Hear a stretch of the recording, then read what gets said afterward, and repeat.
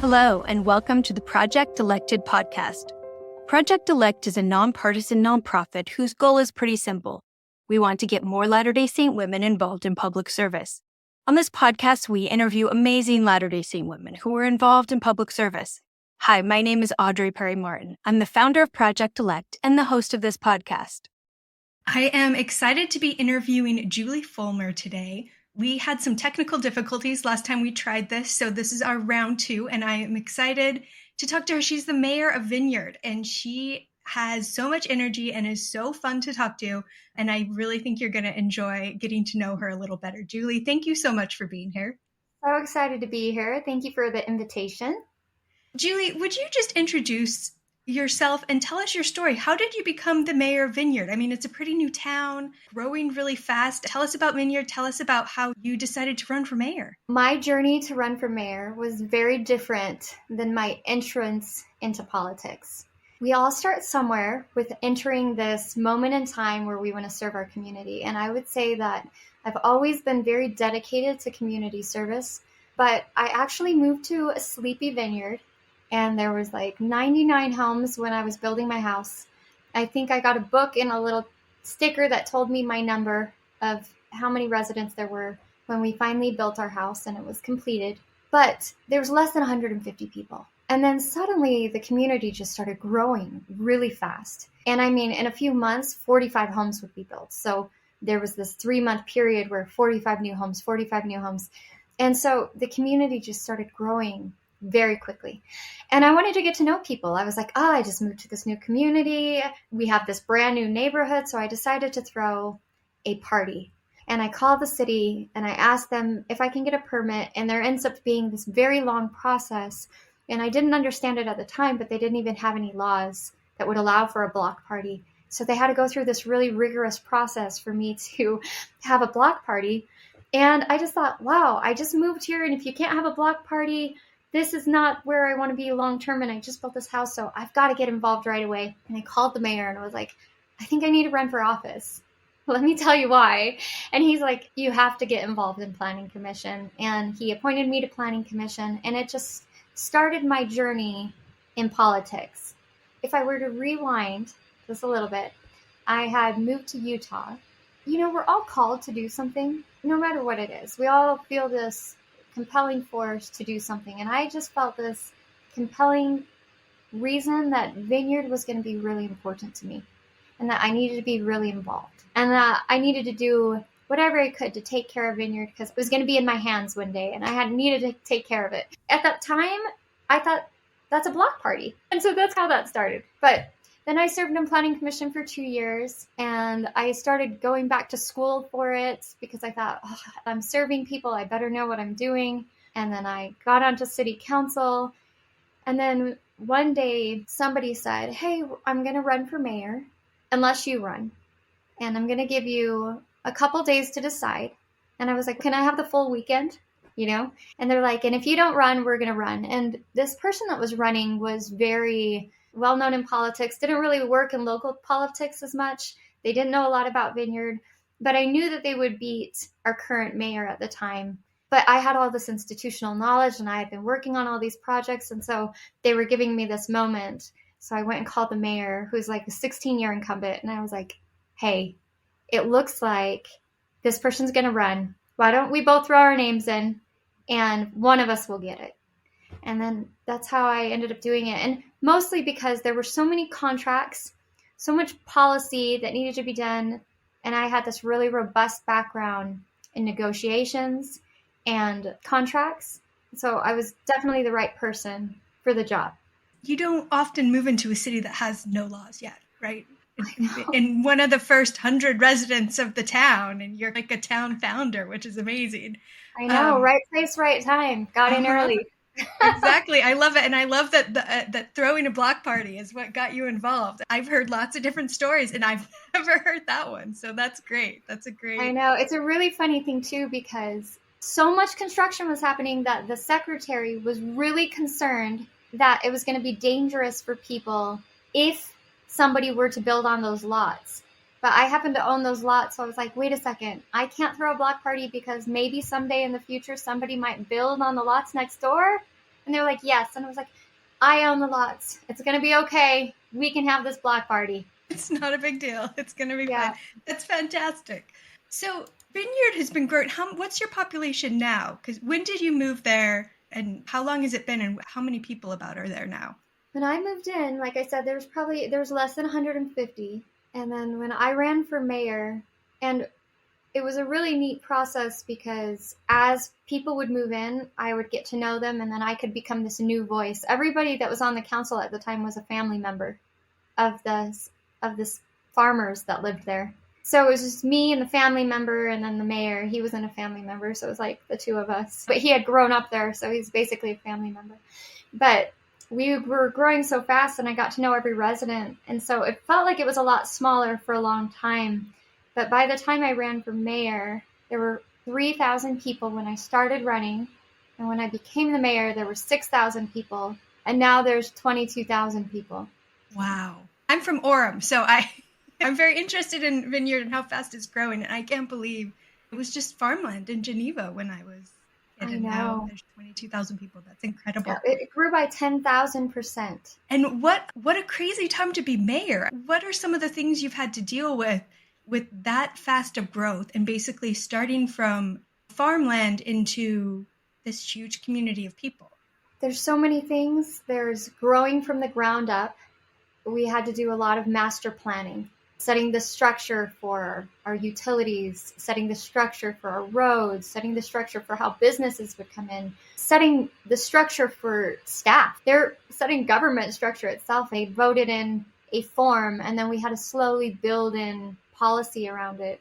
I would say that was a really big thing. And then you've got this thing where you're inviting new neighborhoods in and wanting to be that voice for the people and saying, okay, you're here now, you're rooting, you care about the city, let's get you involved, let's get all of the kinks worked out of your neighborhood, let's get you set up. And that takes time, really knowing the people, being their voice. That was something that I think you still do as you continue to grow as a community or as your community evolves. And then I would say that another thing is Vineyard is at the crossroad of federal, state, and county projects. And so really solidifying relationships that allowed us to build transportation and infrastructure as fast as we were taking on people, which was astronomical amount of work. Oh, I can't imagine how much work that would be in city government to build it from a ground up, and not just build it from a ground up, but build it while the plane's flying, right? Because there's so many people moving in all the time. You have to be instantly ready to go and get them. That's right.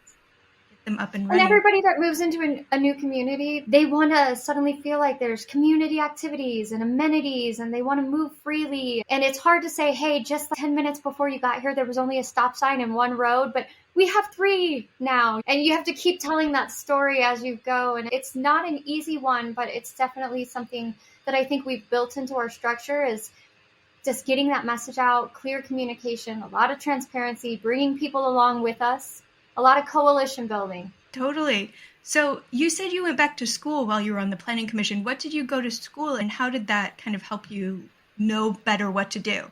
Yeah, so I knew a lot about marketing. I had gone to school for digital media. I knew a lot about when it came to business structure and negotiating. I knew a lot about that.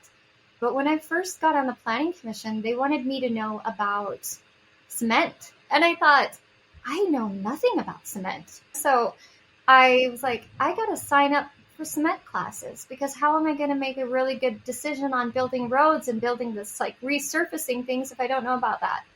And then all of a sudden somebody would call and be like, hey, we're going to put in all these power lines. And I was like, I know nothing about utilities. So I started taking a lot of continuing education courses on the multiple hats that you have to wear in municipal government. I think that was number one.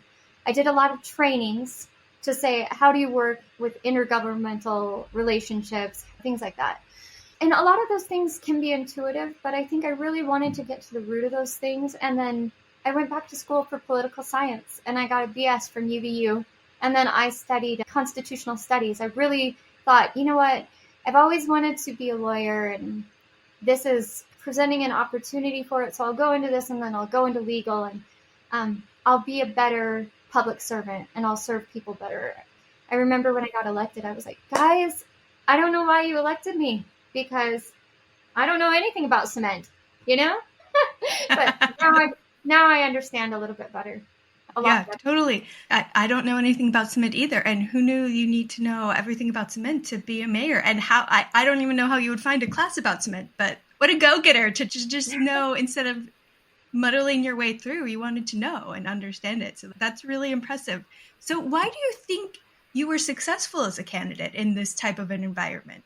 If a lot of the people there were family members of the original farmers, how were you able to win that election? I think I was really successful for a few reasons. Number one, I recognized that there were no barriers for me in running for office.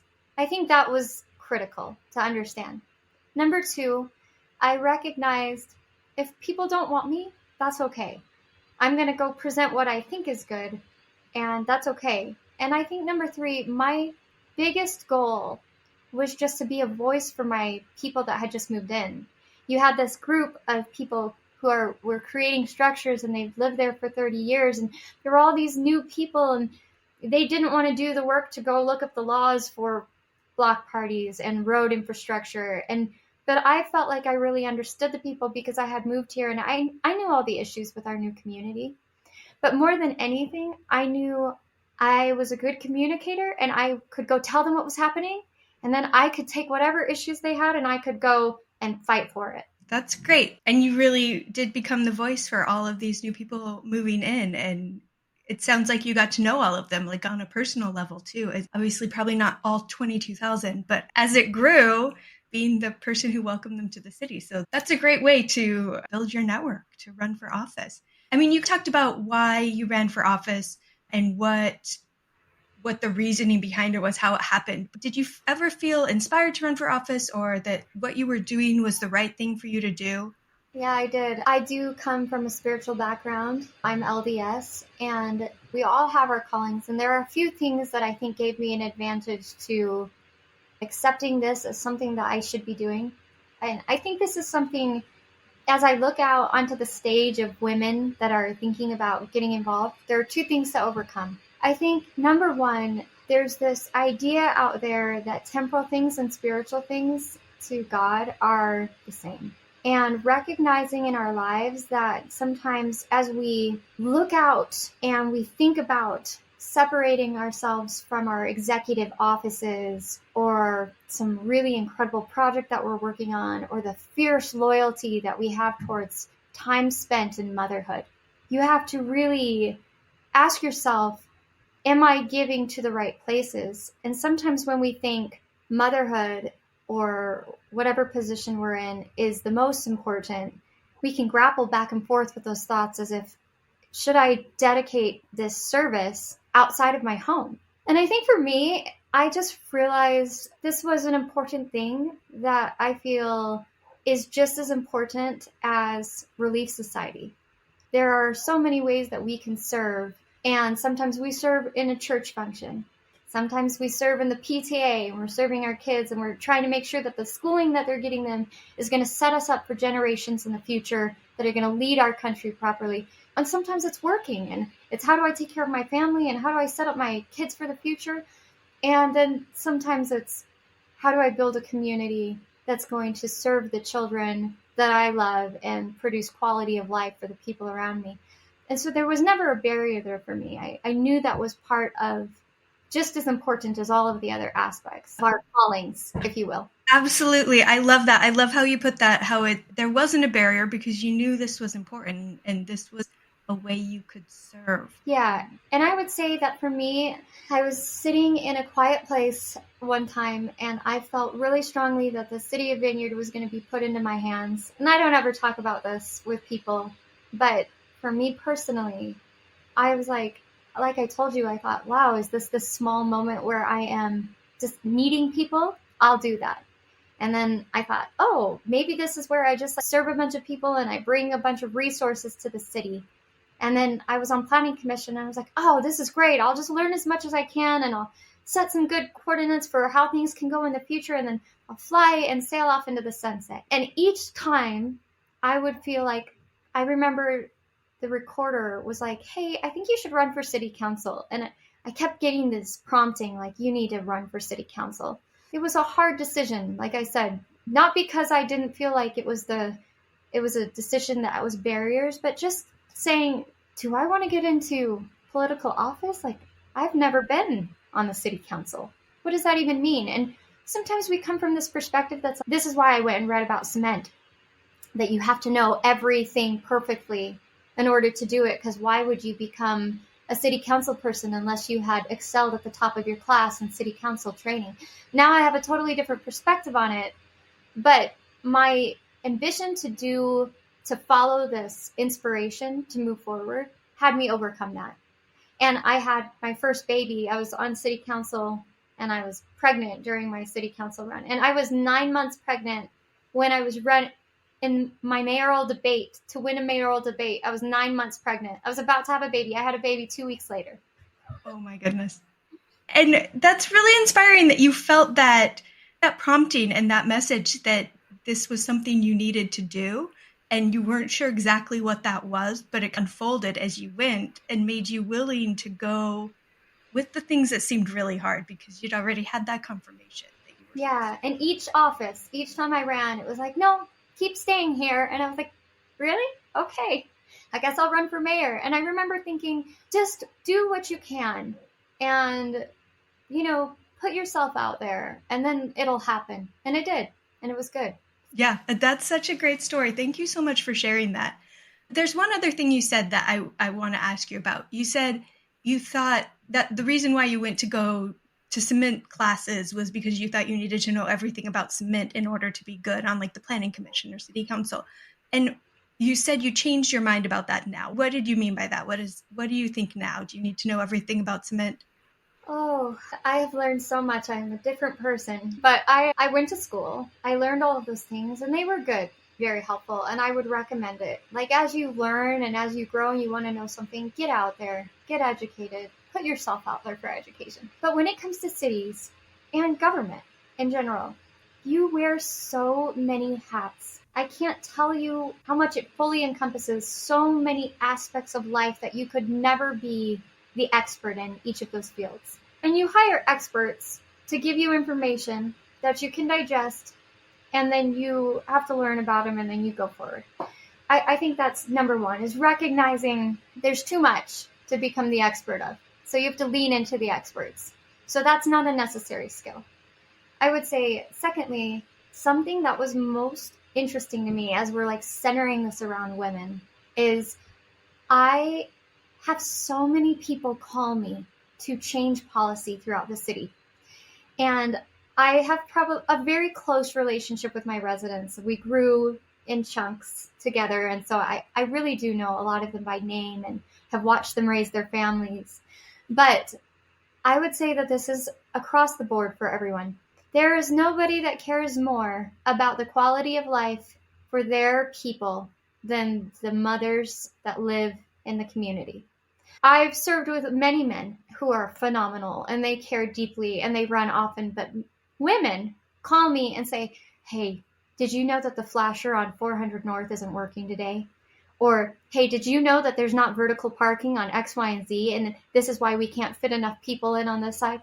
Or did you know that the crosswalk lady was almost hit by a car? Whatever it is. Or did you know that if you watered the grass like this would happen with your soccer field? Or did you know that we need expansion of this road? I get these calls nonstop, and it's mostly women. And it's from sewers to water to new industry that's coming in. Or, hey, did you know this new company just came in and there's no way for me to walk across the street and my children, or I can't, whatever it is. The general plan for our community really faces motherhood. And that was so eye-opening to me because I was in internet marketing and I know a lot about selling. And I know a lot about honing in on women and with the market, their perspective on needs. They make 51% of the population. They are 80% of the market. I know all of those things. And then to come into local politics, I was like, they're the people running our city in the background. They're the underground network that are giving us all of the information. And that taught me a lot about roles and requirements. Also, aside from that, I would say I sat on many boards with people that know nothing about what they're talking about. And it really just takes people willing to put their head down and go to work, read the information, consume the information. And care about their community too. Like you said, all these women care so much about the little details and want to make it a better place for everybody. And that's fantastic. And I feel like that's why women make such great candidates, because they do care and they are keyed in on all of the little details in their communities that need to be fixed or working well, or what's good for the families and the people in the area. And I like how you can just rattle off all of those things people have called you about. I know, it's really interesting. I shared a little bit before about this councilwoman that I know that was saving the tree it was for an entire community that had a tree house in a tree. We were moving this tree out of an area to put in a sewer line, and she saved the tree. But what was interesting to me was that she called me, she told me about the problem. I met her like 10 minutes later, my galoshes on, we were out in this field, and we were solving a problem that she cared about in her community. And then I was able to help negotiate sewer lines and costs, and I worked in the background with all the people. But what I loved was just her desire and her care to be involved. I thought, that's the person that needs to be on our planning commission. She needs to run for city council. She would be great because she wants to be a voice for the community. Yeah, exactly. And has the courage to stand up when something's going to harm the community and be the one these are all things that I think so many women have that they don't recognize in themselves that would make them fantastic elected officials. So what roadblocks did you face when running for office? A lot of women, they feel they're not qualified, but then they're also worried about the negativity and the difficulty of running for office and all of those things. What was that like for you, and how do you deal with that kind of stuff? There's lots of ways that people deal with this. I feel like some people might tell you to have thick skin. Some people might tell you to just move through it, and it's going to be hard. Whenever you're putting yourself out there, I think you have to realize, and I think this is one of the really interesting parts for somebody who's running for something that also comes from a religious background, is you have a reason for why you're going towards it. And if you hone in on this goal or your motivation, mine being that I felt like that's, being compelled to do. It didn't matter if I made it or not. It was the right path, was the journey. And then I think there is something about having thick skin, but I think there's something about loving that changes your ability to face turmoil in a way that is expansive. When you think about people like this girl I was telling you about, her first moment in time sharing her, what I would call public comment, was when she cared about a tree and she decided to go out in front of the tree where this car was, the bulldozer's coming and it has no brakes and it's plowing forward. And this is her moment in time. Her back's up against the wall. She's taking a stand. She's angry. She's mad. And now she's on the phone with me. And she's going to tell her story. And I would say that most people just don't know there's political efficacy out there that says people want to hear you. And so when they come in startled and they come in raged and they come in fighting for something, and that's just their first moment into government. You've got polarized stories happening in the universe, especially since the pandemic. And there's always going to be someone coming out who gained enough courage to come out with a flustered opinion. And if you can feel love for the idea that person cares about their community, that person is not sitting at the epicenter of all of the information, that person needs to know more, all of the bad starts washing away, and you suddenly feel love, and you think, I can do that. I can give you that.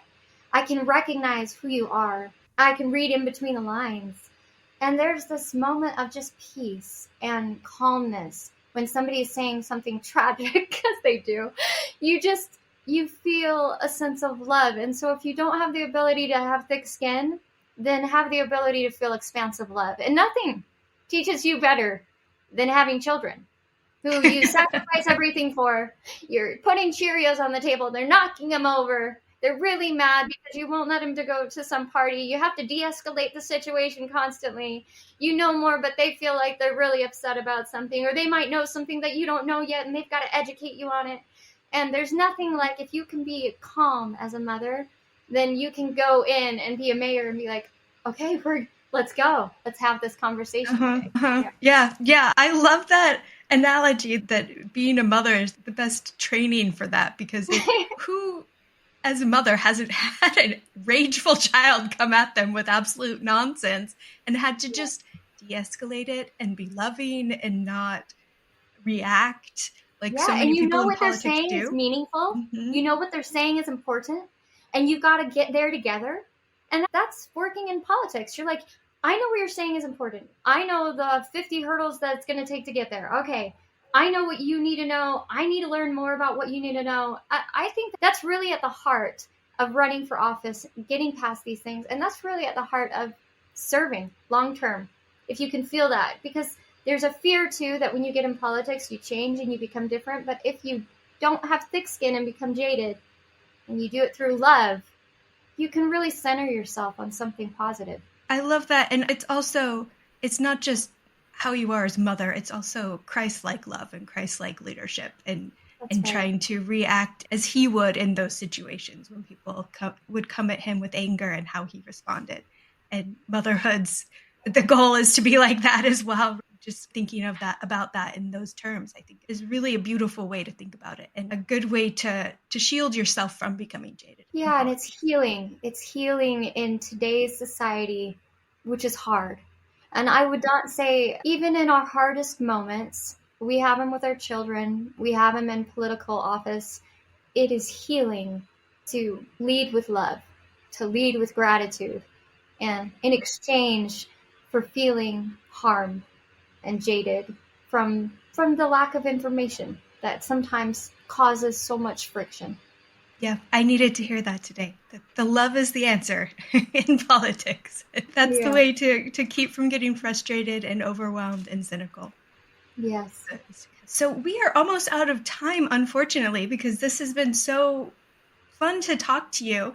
I love all of the strength and the thoughtfulness and the effort that you're putting into serving your community and just encouraging other women to run for office and to be involved and to think of this as a service that they can and should do. Do you have an invitation that you would give our listeners of something they can do in the near future to get involved and to take that first step towards getting more involved? Yeah, I would say break down the barriers internally. Realize, especially for women who are in the Church of Jesus Christ of Latter-day Saints, break down the barriers internally. Really know your worth, and then understand what you care about and realize that the world needs good leaders today. They need somebody to show up and give back.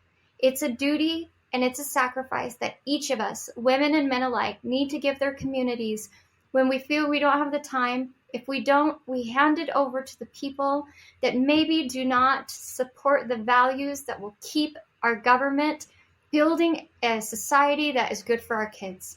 And it's easy. It seems hard, but it's easy. It's as easy as calling your neighbor, because that is what running for office is. Can you have a 2-minute conversation with your neighbor? Get on the phone, call your neighbor, and it's something that if you show up to a planning commission meeting or a council meeting, you would be surprised at the desire we have to find people to volunteer and to just say, I want to give back for a moment. It's not hard. It feels hard, but it's worth it, and we can all do it, and we all should strive to do it for even a short time, and then we go back to what we were doing before. So. Yeah, that's a fantastic, and the breaking the internal barriers, that's a new one for us, and I really like how you phrase that and how you explain what that means and how to realize that you can do this and it's important that you do this. Thank you so much, Julie. It has been such a delight talking to you. I really appreciate you taking the time to chat with us today, and I hope to talk to you more in the future. Same. I loved it. Thanks so much for having me. Thank you all for listening to the Project Elected podcast. For free resources and materials, head over to projectelectwomen.org. We're also on Instagram and Facebook as Project Elect Women. We'd love for you to subscribe, rate us, or give us a review on iTunes. So until next time, thank you.